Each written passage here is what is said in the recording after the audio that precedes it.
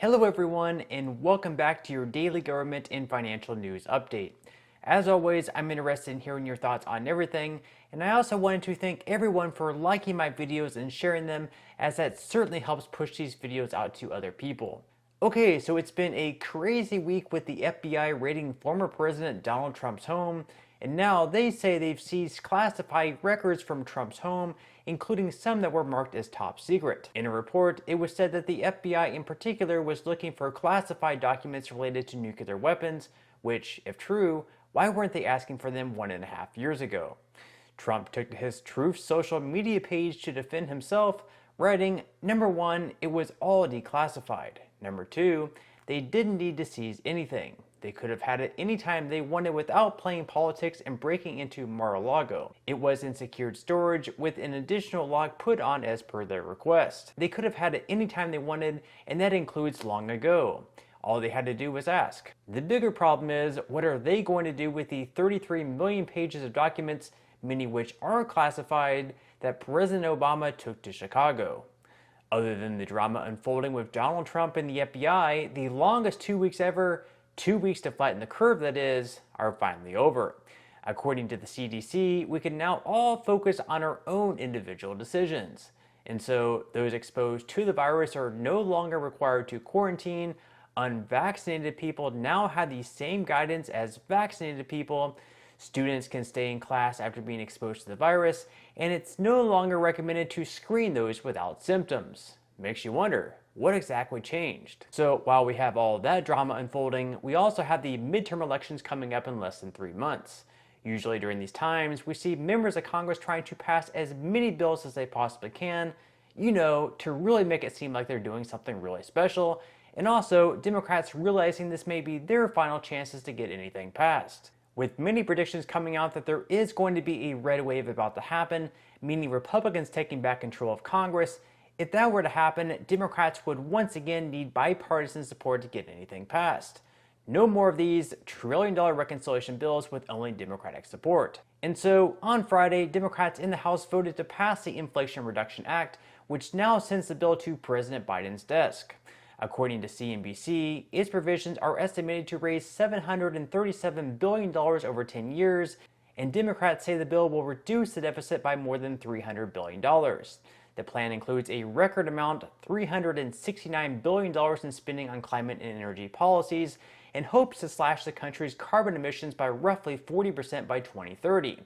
Additionally, it allocates $64 billion to extend the Affordable Care Act program. Furthermore, the bill will empower Medicare to negotiate prices on 100 drugs over the next 10 years, among other reforms that the Senate estimates will bring in $265 billion on. On the tax side, the bill will impose a 15% minimum tax on corporations. And finally, it's the Inflation Reduction Act, so it's got to reduce inflation, right? That might normally be the thing that most Americans would be most excited about, except, drumroll, according to a new analysis by Penn Wharton, inflation will be reduced by 0.1% in the next 5 years, which I think we can all agree will have no real impact. According to Democratic Representative Pramila Jayapal, though, inflation is just some theoretical word that economists throw around, and it's not really a big deal anyways. And it is ultimately going to lead to a reduction in overall inflation, but most importantly, to the budget that people have every single day. Inflation is like a theoretical word that economists use, but what families feel every day is the up or down of costs. Oh, that's not probably going to help make anybody feel better. Inflation, she says, is a theoretical word that economists use. Well, I mean, if I was making a base salary of $174,000 per year like Jayapal and the rest of Congress is, I probably wouldn't feel inflation that much either. Although, according to another economist, Steve Moore, we have much more to be concerned about other than the fact that inflation really won't be reduced all that much as the bill says it does. According to Moore, this bill will end up reducing employment as well in our country by about 900,000 people. There's something going on here, and I want to make one other quick point. A lot of businesses are still having problem finding workers.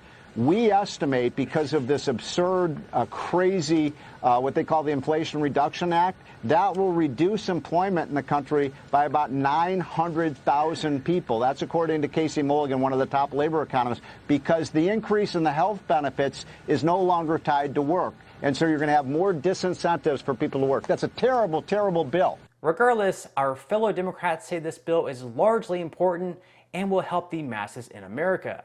Rather than explain how the bill will work, though, White House Press Secretary Karine Jean-Pierre says, let's just get this bill passed, then we'll see how the mechanics and all that's going to work. How soon? Well, let's get this bill passed, and then we'll see how the mechanics and all of that's going to work through. Talk about really instilling confidence into the American people that they know what they're doing here. But perhaps scariest of all, the bill is also devoting billions of dollars to hire 87,000 new IRS agents. And according to a new analysis by the Congressional Budget Office, at least $20 billion of the revenue Democrats hope to collect from the taxpayers with the supercharged IRS would come from lower and middle income earners as well as small businesses. Now, this wouldn't be necessarily true if not for Democrats voting against an amendment by Republican Senator Mike Crapo, who said that we should make it so these extra agents aren't able to audit Americans earning less than $400,000 per year. And you know what happened?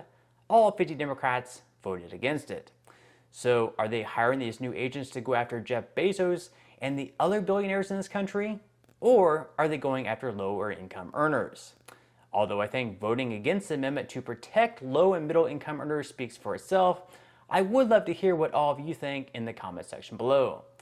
Now, even after this bill gets signed into law, Democrats promise to continue pushing forward with more initiatives before the midterm elections. In fact, Senate Majority Leader Chuck Schumer has already said that Democrats will look to move forward on more spending after the Inflation Reduction Act passes, and they won't be happy until they get everything passed. This includes things like $10,000 in student loan relief, money to help with childcare, paid family leave, elderly home care, among other things.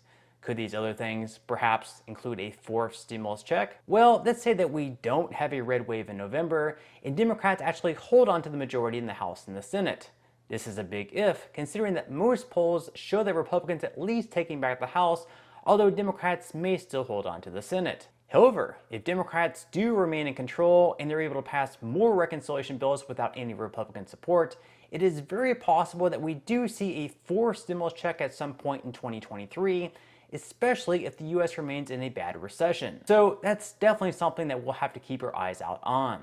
Something most of us probably won't be all that excited about is the tax increase that Democrats say they hope to enforce if their party remains in power following the upcoming midterm elections. According to Democratic Representative Richard Neal, they would like to raise corporate and individual tax rates in 2023, which will be happily enforced by the new 87,000 agents put into force by Democrats. Now, in some money news, the stock market saw some huge gains on Friday, with the S&P 500 up 1.73% on the day, and over the last month, the S&P 500 has rallied by 12.58%.